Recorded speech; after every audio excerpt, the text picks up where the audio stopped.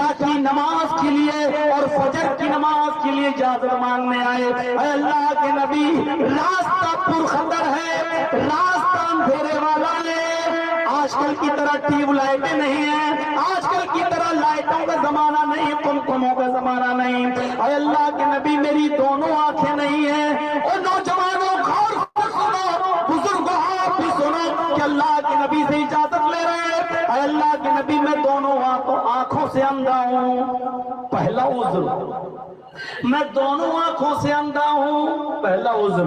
دوسرا عذر یہ کہ میں بڑھاپے کی دہلیز کو پہنچ چکا ہوں، بہت زیادہ بوڑھا ہو چکا ہوں، دوسرا عذر۔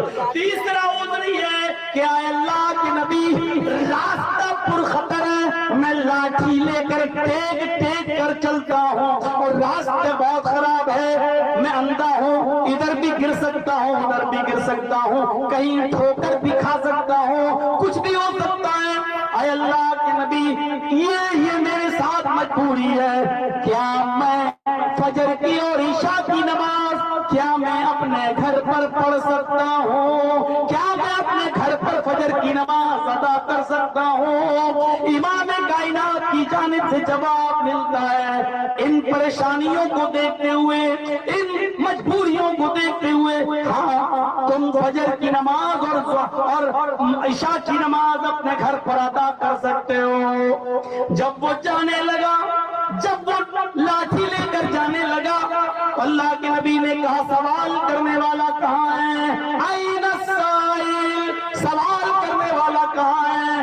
وہ آیا، اے اللہ کے نبی میں یہاں ہوں، آپ نے بلایا، ادھر آؤ، پھر سے اپنا سوال دہراؤ۔ اس نے کہا، اللہ کے نبی راستہ پر خطر ہے، اے اللہ کے نبی میں بڑھاپے کو پہنچ چکا ہوں، اور اللہ کے نبی میں دونوں آنکھوں سے اندھا بھی ہوں، کیا میں فجر اور عشاء کی نماز گھر پر پڑھ سکتا ہوں؟ آپ نے فرمایا، کیا تم آذان کی آواز سنتے ہو؟ کیا بلال جب آذان دیتے ہیں وہ آذان کی آواز تمہارے کانوں پہ جاتی ہے؟ فرمایا، ہاں، فجر کی عشاء کی آذان کی آواز میرے کانوں میں جاتی ہے، یعنی میں عشاء کی اور فجر کی اذان سنتا ہوں، میں سن لیتا ہوں، وہ میرے کانوں تک پہنچتی ہے۔ آپ نے فرمایا، فَأَجِبْ، تب تمہیں مسجد کے اندر آنا ہی پڑے گا، اندھے کو اجازت نہیں، بینا چھوڑو، دونوں آنکھوں سے اندھے کو اجازت نہیں، بوڑھے کو اجازت نہیں،